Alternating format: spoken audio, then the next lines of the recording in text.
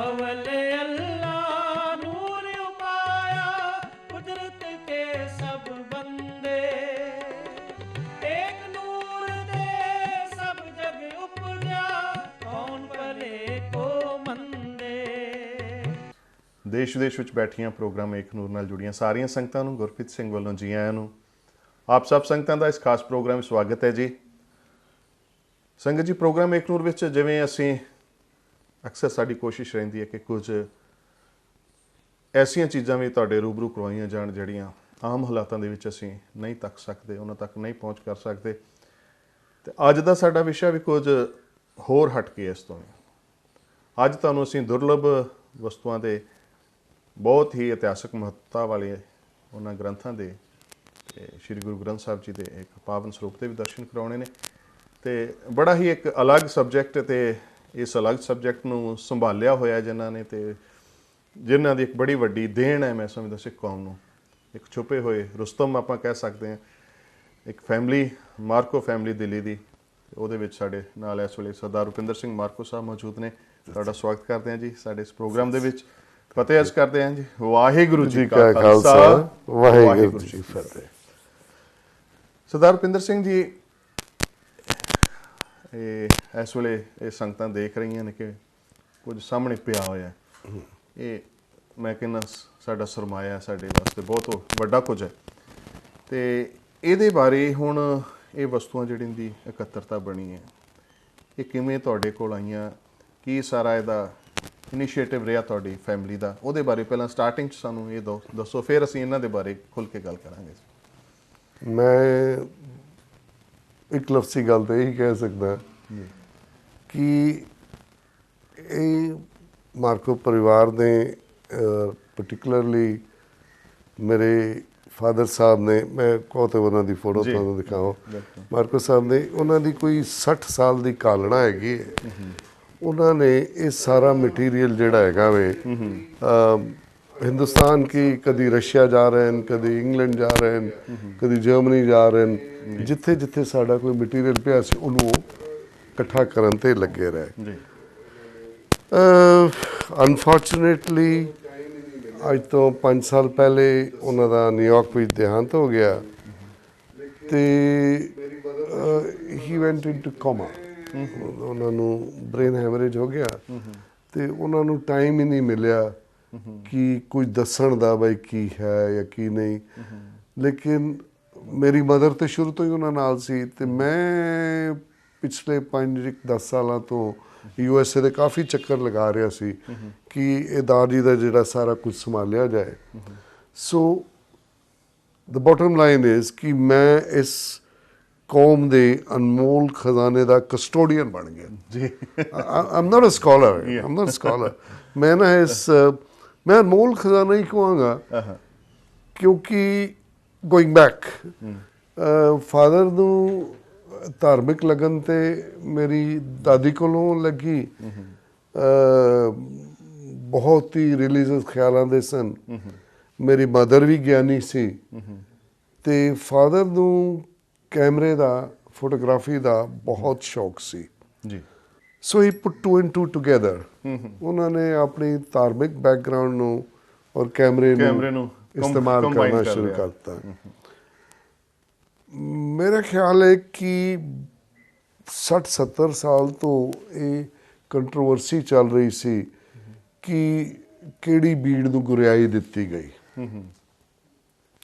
ਤੇ ਪਤਾ ਨਹੀਂ ਇਹਨਾਂ ਨੂੰ ਕਿੱਥੋਂ ਲੱਗਣ ਲੱਗ ਗਈ ਕਿ ਕਿਉਂ ਨਾ ਉਹ ਬੀੜ ਢੂੰਢੀ ਜਾਏ ਜੀ, ਵਿਚ ਇਜ਼ ਵੈਰੀ ਇੰਪੋਰਟੈਂਟ। ਕਿਉਂਕਿ ਮੈਂ ਇੱਕ ਵਾਰੀ ਦਾਦੀ ਨੂੰ ਪੁੱਛਿਆ, ਮੈਂ ਕਿਹਾ ਦਾਦੀ ਤੁਸੀਂ ਕੰਮ ਤੋਂ ਆਉਂਦੇ ਸ਼ਾਮ ਨੂੰ ਤੇ ਸਟੂਡੀਓ ਚਲੇ ਜਾਂਦੇ ਹੋ ਤੇ ਕੀ ਕਰ ਰਹੇ ਹੈਗੇ ਹੋ?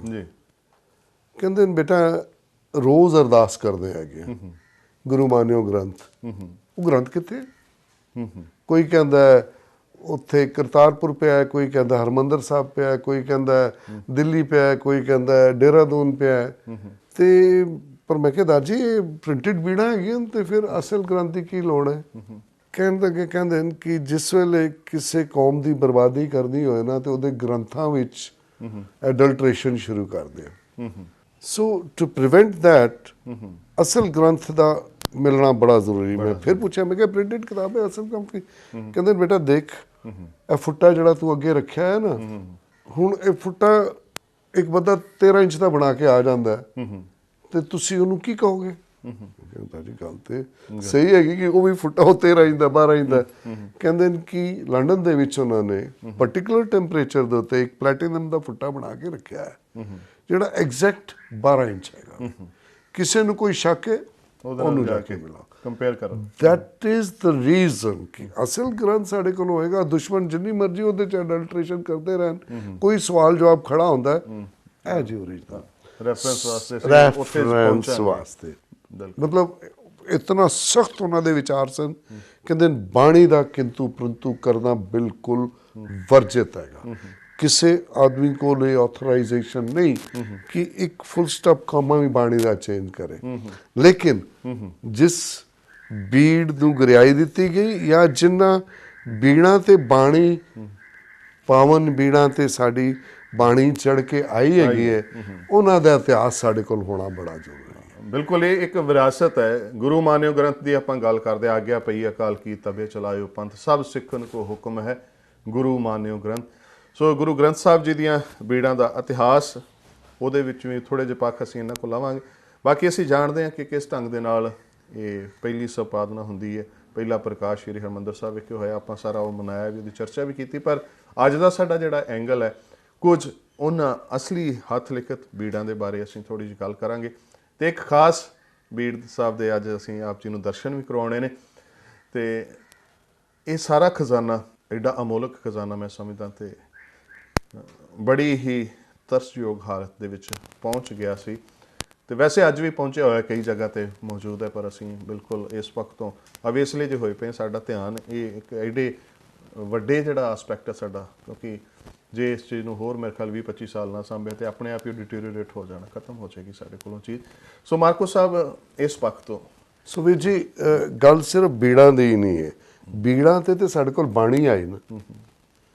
ਜਨਮ ਸਾਖੀਆਂ is a very very important aspect, ਕਿਉਂਕਿ ਅੱਜ ਤੁਸੀਂ ਇਹ ਦੇਖਣਾ ਹੋਏ ਕਿ ਗੁਰੂ ਨਾਨਕ ਸਾਹਿਬ ਦੇ ਵੇਲੇ ਪਗੜੀ ਦਾ ਸਟਾਈਲ ਕੀ ਹੁੰਦਾ ਸੀ, ਦੁਪੱਟੇ ਦਾ ਸਟਾਈਲ ਕੀ ਹੁੰਦਾ ਸੀ। ਇਹ ਜਨਮ ਸਾਖੀਆਂ ਹੀ ਸਾਡੀ ਲਿਵਿੰਗ ਹਿਸਟਰੀ ਹੈਗੇ। ਔਰ ਇੱਕ ਕਮਾਲ ਦੀ ਗੱਲ ਹੈ ਕਿ ਸਿੱਖਾਂ ਕੋਲ ਹੀ ਮੌਜੂਦ ਹੈ, ਦੂਸਰਾ ਨਸਲਾਂ ਕੋਲ ਤੇ ਇੰਨਾ ਪੁਰਾਣਾ ਮਤਲਬ ਅਥੈਂਟੀਕੇਟਡ ਕੁਝ ਨਹੀਂ ਹੈਗਾ। ਇਹ ਜਨਮ ਸਾਖੀਆਂ ਸਾਡੀ ਅਥੈਂਟਿਕ ਪਿਛੋਕੜ ਹੈ। ਇਸ ਤੋਂ ਪਤਾ ਲੱਗਦਾ ਪੋਸ਼ਾਕ ਕੀ ਹੈਗੀ ਹੈ। ਮੈਂ ਅੱਜ ਹੀ ਸਵੇਰੇ ਫੋਨ ਕਰ ਰਿਹਾ ਸੀ, ਇੱਕ ਡਾਕਟਰ ਗੁਰਪ੍ਰੀਤ ਕੌਰ ਹੈਗੀ ਹੈ ਲੁਧਿਆਣੇ, ਬੜਾ ਅਜੀਬ ਜਿਹਾ ਸਬਜੈਕਟ, ਆਈਕਨੋਗ੍ਰਾਫੀ ਆਫ ਜਨਮ ਸਾਖੀ, ਔਰ ਬਿਲਕੁਲ ਉਹਨੇ ਸਹੀ ਸਬਜੈਕਟ ਢੂੰਡਿਆ ਹੈਗਾ ਕਿ ਰਿਸਰਚ ਹੈਗੀ ਕਿ ਜਨਮ ਸਾਖੀਆਂ ਵਿੱਚ ਸਾਡੇ ਰਹਿਣ ਬਹਿਣ ਵਿੱਚ ਕੀ ਚੇਂਜਿਸ ਜੀ। You know this is very very important ਚੀਜ਼ ਕਿ ਅੱਜ ਇਹ ਦੇਖੋ ਤੁਹਾਡੀ ਪੱਗ ਇਸ ਤਰ੍ਹਾਂ, ਮੇਰੀ ਇਸ ਤਰ੍ਹਾਂ, ਨਾਭੇ 'ਚ ਕੋਈ ਹੋਰ ਬੰਦਾ ਹੈ, ਮਾਝੇ 'ਚ ਕੋਈ ਹੋਰ ਬੰਦਾ ਹੈ। ਸੋ ਉਸ ਵੇਲੇ ਇਹ ਚੇਂਜਿਸ, ਸਾਡੇ ਸੋਸ਼ਲ ਚੇਂਜਿਸ, ਸਾਡੀ ਡਰੈਸ ਵਿੱਚ, ਸਾਡੇ ਰਹਿਣ ਬਹਿਣ, ਸਾਡੇ ਪੂਜਾ ਪਾਠ ਵਿੱਚ ਕਿਸ ਤਰ੍ਹਾਂ ਆਏ, ਇਹ ਜਨਮ ਸਾਖੀਆਂ ਇਹ ਸਾਨੂੰ ਦੱਸਣਗੇ। ਸੋ ਫਾਦਰ ਨੇ ਕੀ ਕੀਤਾ ਕਿ ਆਪਣੀ ਲਾਈਫ ਵਿੱਚ ਇੱਕ ਤੇ ਟਰੈਵਲ ਕਰਕੇ ਸਾਰੀ ਦੁਨੀਆ, ਮੈਂ ਥੋੜੀ ਉਹ ਡਿਟੇਲ ਬਾਅਦ ਹੀ ਲਾਵਾਂਗਾ, ਬੀੜਾਂ ਦਾ ਅਧਿਐਨ ਕੀਤਾ, ਜਨਮ ਸਾਖੀਆਂ ਦਾ ਕੀਤਾ, ਗੁਰੂ ਨਾਨਕ ਦੇਵ ਜੀ ਦੀਆਂ ਜਿਹੜੀਆਂ ਤਸਵੀਰਾਂ ਟਾਈਮ ਟੂ ਟਾਈਮ ਬਣ ਪਾ, ਮੇਰੇ ਖਿਆਲ ਉਹਨਾਂ ਕੋਲ ਕੋਈ 400-500 ਤਸਵੀਰਾਂ ਦੀ ਕਲੈਕਸ਼ਨ ਹੋਣੀ ਹੈ, ਹੈਂਡ ਪੇਂਟਡ ਕਲੈਕਸ਼ਨ, ਹੁਕਮਨਾਮੇ, ਰਹਿਤਨਾਮੇ, ਹੁਕਮਨਾਮਿਆਂ ਤੇ ਵੀ ਕੰਮ ਹੋਇਆ, ਬੜੇ ਲੋਕਾਂ ਨੇ ਕੰਮ ਕੀਤਾ ਹੈ, ਲੇਕਿਨ ਅਗਰ ਉਹਨੂੰ ਪ੍ਰੋਪਰਲੀ ਅਥੈਂਟੀਕੇਟ ਕਰਕੇ ਨਹੀਂ ਛਾਪਿਆ ਗਿਆ ਤੇ ਕਈ ਐਸੇ, ਮੈਨੂੰ ਸ਼ਰਮ ਆ ਰਹੀ ਹੈ ਬੋਲਦਿਆਂ, ਕਈ ਐਸੇ ਹੁਕਮਨਾਮੇ ਹੈਗੇ ਪਟਨਾ ਸਾਹਿਬ ਪਏ ਜਿੱਥੇ ਪਟਨਾ ਕੀ ਸੰਗਤ ਕੇ ਨਾਮ ਹੁਕਮਨਾਮਾ ਭੇਜਿਆ ਹੈ ਕਿ ਮੈਂ ਆ ਰਿਹਾ ਤੇ ਮੇਰੇ ਵਾਸਤੇ, ਮੇਰੀਆਂ ਫੌਜਾਂ ਵਾਸਤੇ ਇੰਨੀਆਂ ਚਿਲਮਾਂ, ਇੰਨੇ ਆਫਤਾਬੇ, ਇੰਨਾ ਤੰਬਾਕੂ ਤਿਆਰ ਰੱਖਣਾ। ਵੇਰਜ਼ ਗੁਰੂ ਸਾਹਿਬ ਕਦੀ ਪਟਨਾ ਸਾਹਿਬ ਗਏ ਹੀ ਨਹੀਂ, ਪੈਦਾਇਸ਼ ਔਰ ਹੁਕਮਨਾਮਾ ਉੱਥੇ ਪਿਆ ਹੈ। Nobody has done research on. So father ਨੇ ਇਹਨਾਂ ਹੁਕਮਨਾਮਿਆਂ ਤੇ, ਜਿਨ੍ਹਾਂ ਨੂੰ ਫਿਰ ਇਹ ਹੁਕਮਨਾਮੇ ਦੀ ਫੋਟੋ ਸਾਡੇ ਕੋਲ ਪਈ ਹੈਗੀ, ਉਹ ਸਾਰਾ ਕੁਝ ਇਕੱਠਾ ਲੈ ਕੇ ਆ ਗਏ। Now going back to ਬੀੜਾ ਜੀ, ਮੇਰੇ ਹਿਸਾਬ ਨਾਲ ਇਕਬਾਲ ਕੌਰ ਨਾਲ ਬਾਅਦ ਹੀ ਤੁਹਾਨੂੰ ਮਿਲਾਵਾਂਗੇ। ਅਸੀਂ ਮੇਰੀ ਮਦਰ ਪ੍ਰਿੰਸੀਪਲ ਨਰਿੰਦਰਪਾਲ ਇਕਬਾਲ ਕੋਲ ਅਸੀਂ ਮਿਲ ਕੇ ਜਿਸ ਵੇਲੇ ਸਾਰਾ ਕੁਝ ਢੂੰਡਿਆ ਤੇ 300 350 ਬੀੜਾਂ ਦਾ ਤੇ ਸਾਨੂੰ ਰਿਕਾਰਡ ਲੱਭਾ। ਕੋਈ ਫੋਟੋਗ੍ਰਾਫ ਹੈਗੀ ਹੈ, ਕੋਈ ਤਤਕਰਾ ਹੈਗਾ ਵੇ, ਕੋਈ ਬਾਣੀ ਦੇ ਬਾਰੇ ਚ ਹੈਗਾ। ਸੋ ਤਕਰੀਬਨ 400 ਦਾ, ਲੇਕਿਨ 300 350 ਬੀੜਾਂ ਦਾ 350 ਸੋ ਬੀੜਾਂ ਦਾ ਰਿਕਾਰਡ ਇੱਕ ਇਕੱਲਾ ਆਦਮੀ ਵੇਖੋ ਬਿਜ਼ਨਸਮੈਨ। ਹਾਂ, ਇੱਕ ਬਿਜ਼ਨਸਮੈਨ ਇਹਨਾਂ ਫਿਰ ਇਸ ਲੈਵਲ ਦਾ ਬਿਜ਼ਨਸਮੈਨ ਹੋਣਾ, ਇਸ ਲੈਵਲ ਦੇ ਉੱਤੇ ਕੰਮ ਕਰਨਾ ਹੈ ਤੇ ਮੇਰੇ ਖਿਆਲ ਸੱਚਮੁੱਚ ਹੀ ਵੱਡੀ ਕੁੱਲ ਦੀ ਨਿਸ਼ਾਨੀ ਮੈਂ ਸਮਝਦਾ ਕਿ ਮਾਤਾ ਵੀ ਧੰਨ ਹੈ ਜਿਹਨੇ ਐਸੇ ਪੁੱਤ ਨੂੰ ਜਨਮ ਦਿੱਤਾ। ਤੇ ਜੇ ਆਪਾਂ ਦੇਖੀਏ ਇਸ ਕੰਮ ਨੂੰ ਇਹਦੀ ਵਿਸਥਾਰ ਦੇ ਵਿੱਚ ਜਾਈਏ ਤਾਂ ਮੈਨੂੰ ਲੱਗਦਾ ਕਿ ਇੱਕ ਐਪੀਸੋਡ ਸਿਰਫ ਇਸ ਗੱਲ ਦੇ ਉੱਤੇ ਹੋ ਸਕਦਾ ਹੈ ਕਿ ਹਾਊ ਹੀ ਹੈਜ਼ ਡਨ ਆਲ ਦਿਸ ਕਿਵੇਂ ਕੀਤਾ। 350 ਬੀਟ ਸਾਹਿਬ ਦਾ ਸਾਰੀ ਡਿਟੇਲ ਲੈਣੀ, ਉਹਦੇ ਬਾਰੇ ਜਾਣਕਾਰੀ ਇਕੱਤਰ ਕਰਨੀ। ਮੈਨੂੰ ਕਈ ਵਾਰੀ ਆਪਾਂ ਪਹਿਲਾਂ ਵੀ ਗੱਲ ਕੀਤੀ ਸੀ ਕਿ ਇੱਕ ਸਦੀ ਪਹਿਲਾਂ ਜਦ ਅਸੀਂ ਦੇਖਦੇ ਹਾਂ ਕਿ ਮਹਾਨ ਕੋਸ਼ ਵਰਗੇ ਗ੍ਰੰਥ ਰਚੇ ਗਏ, ਭਾਈ ਕਾਹਨ ਸਿੰਘ ਨਾਭਾ, ਉਹਨਾਂ ਦੀਆਂ ਪ੍ਰਾਪਤੀਆਂ ਵੇਖਦੇ ਹਾਂ ਤੇ ਉਹ ਬੜੀਆਂ ਵੱਡੀਆਂ ਨਜ਼ਰ ਆਉਂਦੀਆਂ। ਫਿਰ ਇੱਕ ਵਾਰੀ ਫਿਰ ਇੰਨਾ ਗੈਪ ਜਿਹਾ ਲੱਗਦਾ ਕਿ ਇਸ ਤੋਂ ਬਾਅਦ ਕਿਉਂ ਨਹੀਂ ਇੰਨਾ ਵੱਡਾ ਕੰਮ ਹੋਇਆ। ਪਰ ਸਾਨੂੰ ਇੱਕ ਸਕੂਨ ਹੈ ਕਿ ਕਿਸੇ ਹੋਰ ਨੇ ਕੀਤਾ ਹੈ। ਐਗਜ਼ੈਕਟਲੀ। ਸੋ ਇਹ ਕੰਮ ਕਿਸੇ ਹੋਰ ਨੇ ਕੀਤਾ ਹੈ, ਉਸ ਤੋਂ ਬਾਅਦ ਵੀ ਮਿਹਨਤ ਹੋਈ ਹੈ ਤੇ ਇੱਕ ਬੜਾ ਇਸ ਗੱਲ ਦਾ ਅਫਸੋਸ ਵੀ ਹੈ ਕਿ ਉਹ ਲਾਸਟ ਟਾਈਮ ਸਾਰੀ ਚੀਜ਼ ਨੂੰ ਕੰਪਾਈਲ ਕਰਕੇ ਨਹੀਂ ਤੁਹਾਨੂੰ ਦੇ ਸਕਦੇ। ਐਨੀਵੇ ਨੋ ਇਹ ਗੱਲ ਵੀ ਬੜੀ ਅਜੀਬ ਜਿਹੀ ਹੈਗੀ ਹੈ। ਹੀ ਯੂਜ਼ਡ ਕੈਮਰਾ ਆਲ ਅਲੋਂਗ, ਹਰ ਵੇਲੇ ਕੈਮਰਾ ਚੁੱਕਿਆ ਹੁੰਦਾ ਸੀ ਜੀ। ਵੀ ਉਹਨਾਂ ਦਾ ਇੰਡੈਕਸਿੰਗ ਸਿਸਟਮ ਇੰਨੇ ਕਮਾਲ ਦਾ। ਮੈਨੂੰ ਇਹਦੇ ਬਾਅਦ ਕੋਈ ਲਾਇਬ੍ਰੇਰੀਅਨ ਮਿਲੇ ਐਗਜ਼ੈਕਟਲੀ ਉਹਨਾਂ ਨੇ ਕੀਤਾ ਕਿ ਇਹ ਕਿਹੜੇ ਪੇਜ ਦੀ ਮੈਂ ਫੋਟੋ ਲਈ, ਈ ਨੰਬਰ ਇਹਨਾਂ, ਦੈਟ ਮੀਨਸ ਐਨਲਾਰਜਮੈਂਟ ਨੰਬਰ ਇਹਨਾਂ, ਪੀ ਨੰਬਰ ਇਹਨਾਂ, ਪ੍ਰਿੰਟ ਨੰਬਰ ਇਹਨਾਂ, ਫਾਈਲ ਨੰਬਰ ਇਹਨਾਂ। ਹੁਣ ਜਦ ਅਸੀਂ ਖੋਲ ਰਹੇ ਹੈਗੇ ਹਾਂ ਤੇ ਸਾਨੂੰ ਕੋਈ ਦਿੱਕਤ ਨਹੀਂ ਆ ਰਹੀ, ਲੇਕਿਨ ਜੋ ਕੁਝ ਉਹਨਾਂ ਨੇ ਸਾਰਾ ਕੁਝ ਕੀਤਾ ਉਹਨਾਂ ਨੂੰ ਮੈਂ, ਮੇਰੀ ਮਦਰ, ਜਿਸ ਸਮੇਂ ਇਕਬਾਲ ਕੌਰ ਦਾ ਜ਼ਿਕਰ ਕੀਤਾ, ਇੱਕ ਦੋ ਸਕਾਲਰ ਹੋਰ ਬੈਠੇ, ਸਾਨੂੰ ਤਕਰੀਬਨ 6 ਮਹੀਨੇ 8 ਮਹੀਨੇ ਲੱਗ ਗਏ ਉਹਦਾ ਇੰਡੈਕਸ ਤਿਆਰ ਕਰਦੇ। 41 ਪੇਜ ਦਾ ਇੰਡੈਕਸ ਮੇਰੇ ਕੋਲ ਅਲੱਗ ਪਿਆ ਹੈ। ਮਤਲਬ ਦ ਲੋਨ ਪਰਸਨ, ਅ ਬਿਜ਼ਨਸਮੈਨ, ਨਾਟ ਅਸ ਕਿਸੇ ਯੂਨੀਵਰਸਿਟੀ ਤੋਂ ਤਨਖਾਹ ਨਹੀਂ ਸੀ ਮਿਲ ਰਹੀ, ਜਿਹਨੇ ਇੰਨਾ ਕੰਮ ਕੀਤਾ ਕਿ 41 ਪੇਜ ਦਾ ਇੰਡੈਕਸ ਬਣ ਗਿਆ।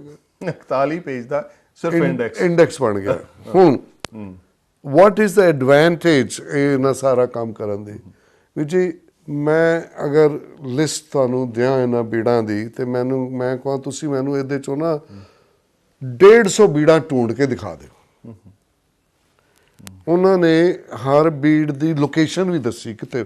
ਉਹ ਅਸਲ ਬੀੜ ਨਹੀਂ ਸਨ ਚੁੱਕਦੇ, ਇੱਕ ਦੋ ਬੀੜਾਂ ਇਸ ਕਰਕੇ ਲਿਆਂਦੀਆਂ, ਉਹਦੀ ਵਜ੍ਹਾ ਮੈਂ ਤੁਹਾਨੂੰ ਦੱਸਾਂਗਾ ਕਿ ਉਹ ਇਸ ਹਾਲਤ ਵਿੱਚ ਸਨ ਕਿ ਉਹਨਾਂ ਨੇ ਪਾਣੀ ਵਿੱਚ ਰੁੜ ਜਾਣਾ ਸੀ, ਬਸ ਉਹੀ ਲੈਂਦੇ। ਸੋ ਹਰ ਚੀਜ਼ ਜਿੱਥੇ ਜਿੱਥੇ ਪਈ ਹੈ ਉਹਨਾਂ ਨੇ ਲੋਕੇਸ਼ਨ ਲਿਖੀ, ਫਲਾਣੇ ਜਗ੍ਹਾ ਪਈ, ਫਲਾਣੇ ਦਾ ਡੇਟਾ ਲਿਖੀਆਂ। ਮੈਂ ਤੁਹਾਨੂੰ ਉਹ ਸਾਰਾ ਡਾਟਾ ਦੇ ਦੇਣਾ, ਅਗਰ ਤੁਹਾਡੇ ਕੋਲ ਰਿਸੋਰਸਿਸ ਹਨ, ਮੈਨੂੰ ਤੁਸੀਂ 350 150 ਬੀੜ ਵੀ ਢੂੰਡ ਕੇ ਦਿਖਾ ਦਿਓਗੇ ਤਾਂ ਮੈਂ ਤੁਹਾਨੂੰ ਮੰਨ ਜਾਊਂਗਾ। ਦੈਟ ਮੀਨਸ ਕਿ ਕੌਮ ਦਾ ਇੰਨਾ ਵੱਡਾ ਖਜ਼ਾਨਾ ਇੱਕ ਇਕੱਲੇ ਆਦਮੀ ਨੇ ਪ੍ਰੀਜ਼ਰਵ ਕੀਤਾ ਹੈ। ਹਰਮੰਦਰ ਸਾਹਿਬ ਬੜਾ ਕੁਝ ਪਿਆ ਸੀ।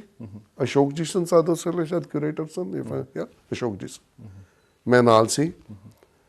ਤੇ ਉਹਨਾਂ ਨੇ ਕਿਹਾ ਅਸ਼ੋਕ ਜੀ ਤੁਸੀਂ ਇੰਨਾ ਕੁਝ ਇੱਥੇ ਰੱਖ ਕੇ ਬੈਠੇ ਹੋਏ ਹੈਗੇ ਹੋ, ਤੁਸੀਂ ਇਹਦੀਆਂ ਕੋਈ ਕਾਪੀਆਂ ਬਣਾ ਲਓ, 4-5 ਕਾਪੀਆਂ ਬਣਾ ਲਓ। ਤੇ ਅਸ਼ੋਕ ਜੀ ਕਹਿੰਦੇ ਹੋ ਜੀ ਮਾਰਕੋ ਸਾਹਿਬ, ਇੱਥੇ ਤੇ ਚਿੜੀ ਪਰ ਨਹੀਂ ਮਾਰ ਸਕਦੀ ਹੈਗੀ। ਤੇ ਉਹਨੇ ਕਿਹਾ ਦੇਖੋ ਅਸ਼ੋਕ ਜੀ, ਦੁਸ਼ਮਣ ਨੇ ਨਿਸ਼ਾਨਾ ਇੱਥੇ ਹੀ ਦਾਗਣਾ ਹੈਗਾ, ਉਹਨੂੰ ਪਤਾ ਇਹ ਸਾਡੀ ਧੁਰੀ ਹੈਗੀ ਹੈ। ਤੇ ਆ ਦੇਖ ਲਓ ਕੀ ਹੋਇਆ ਹੈਗਾ।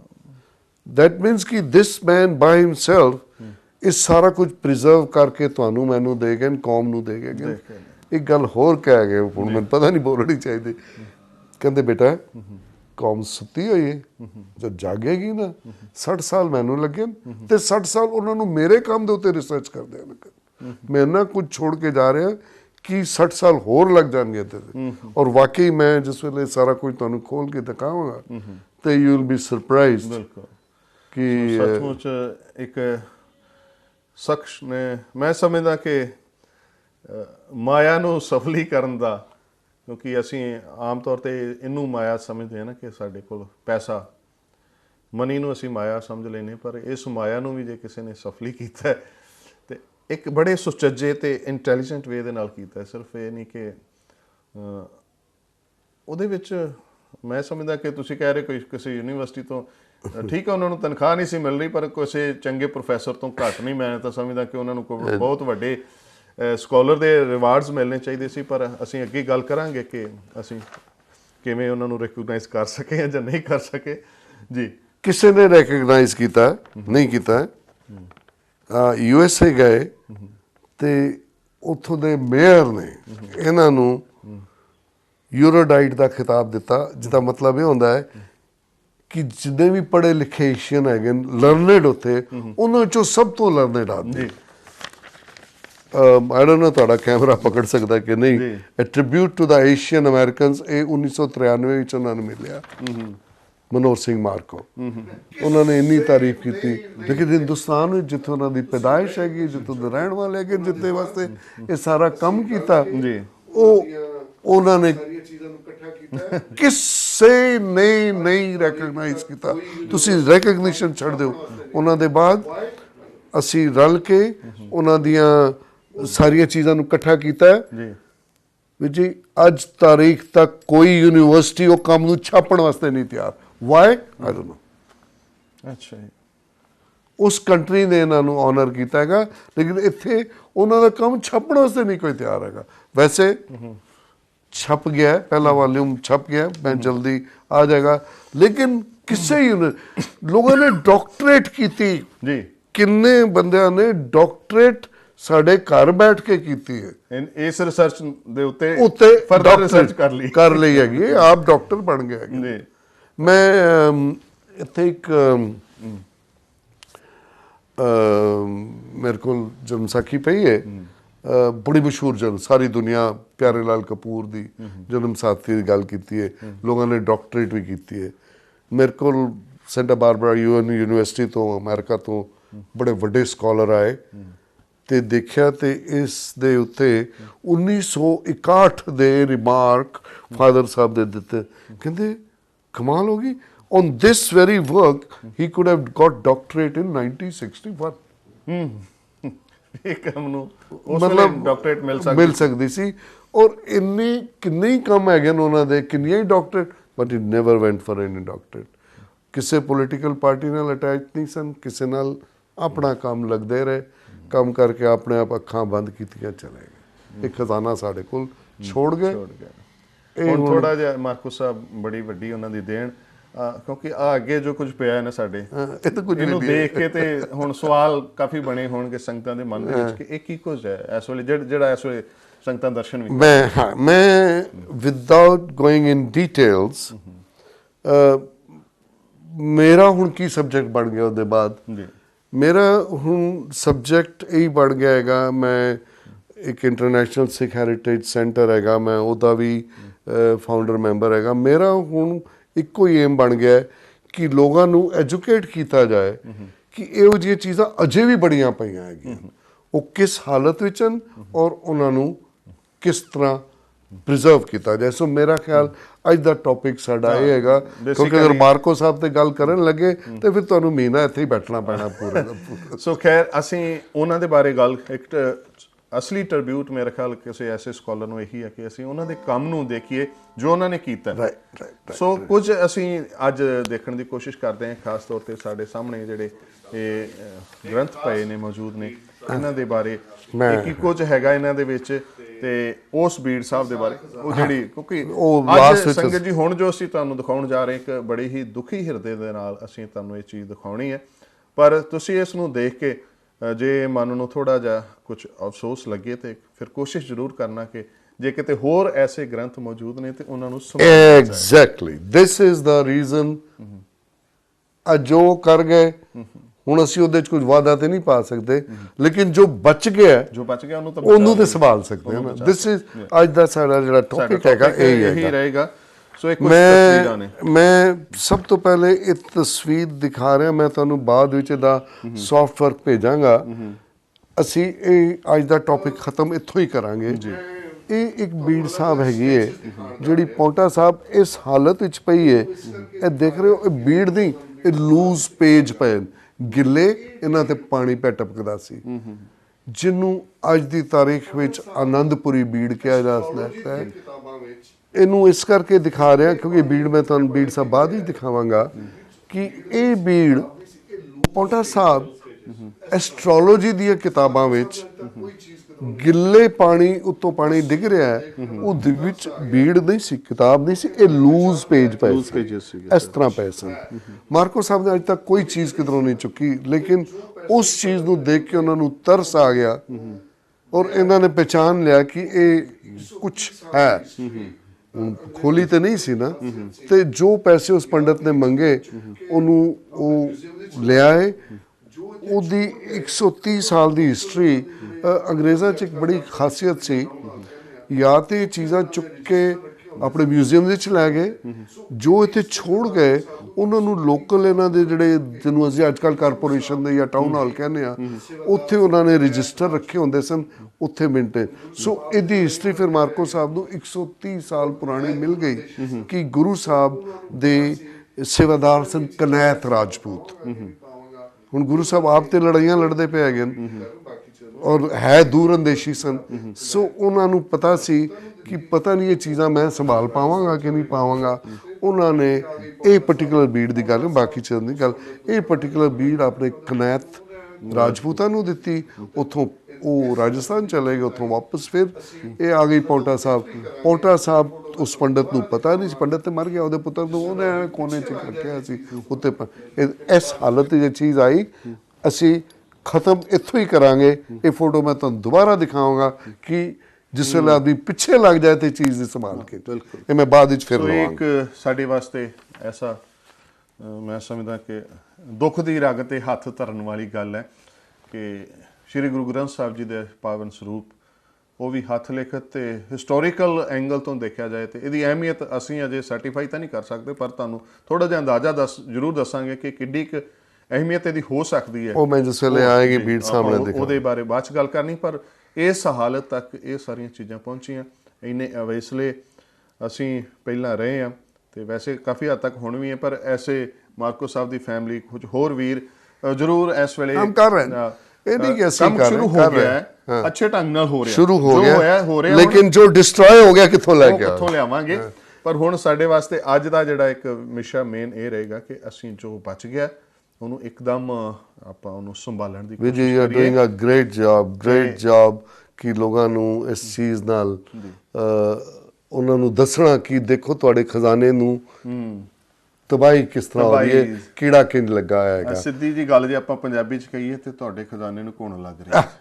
ਬਿਲਕੁਲ ਸਹੀ ਲੱਗ ਰਿਹਾ ਹੈ। ਅਸੀਂ ਕੋਨੇ ਲੱਗੀਆਂ ਜਾਂ ਬੀੜਾਂ ਦੇਖੀਆਂ, ਅਸੀਂ ਦੀਮਕ ਲੱਗੀਆਂ ਜਾਂ ਬੀੜਾਂ ਦੇਖੀਆਂ ਹੈਗੀਆਂ। ਬਿਲਕੁਲ ਤੁਸੀਂ ਲਫ਼ਜ਼ ਬੜੇ ਸੋਹਣੇ ਇਸਤੇਮਾਲ ਕੀਤੇ। ਸੋ ਇਹ ਸੀ ਕਿ ਇੱਕ ਚੀਜ਼ ਜਿਹੜੀ ਵਰਸਟ ਸਟੇਜ ਵਿੱਚ ਸੀ, ਮੀਨਸ ਕਿ ਲੂਜ਼ ਪੇਪਰ ਪੈਨ ਪਾਣੀ ਉੱਤੇ ਪੈ ਡਿੱਗਦਾ ਹੈਗਾ, ਗੰਦੇ ਕੱਪੜੇ ਚ ਲਪੇਟਿਆ ਹੋਇਆ, ਮਾਫ ਕਰਨਾ ਉਸੇ ਕਮਰੇ ਚ ਪੰਡਤ ਚਿਲਮ ਨੇ ਲਗਾਈ ਹੋਈ ਹੈ।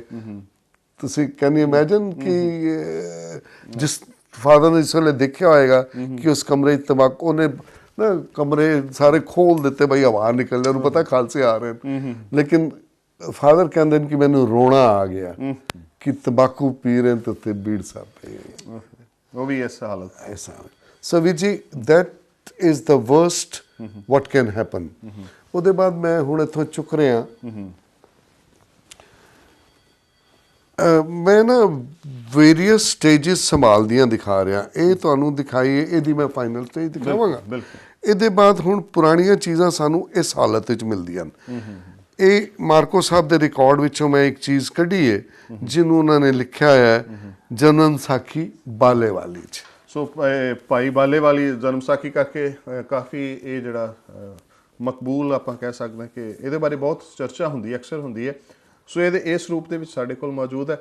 ਇੱਥੇ ਬੜੀਆਂ ਸਟੇਜਸ ਸਾਡੇ ਸਾਹਮਣੇ ਆਉਣੀਆਂ ਨੇ ਤੇ ਬਹੁਤ ਕੁਝ ਇੱਥੇ ਮੌਜੂਦ ਹੈ, ਉਹ ਸਾਰੇ ਦੀ ਅਸੀਂ ਚਰਚਾ ਕਰਨੀ ਹੈ। ਇੱਥੇ ਇੱਕ ਛੋਟਾ ਜਿਹਾ ਅਸੀਂ ਵਿਸ਼ਰਾਮ ਲੈ ਕੇ ਬਹੁਤ ਜਲਦੀ ਹਾਜ਼ਰ ਹੋ ਰਹੇ ਹਾਂ।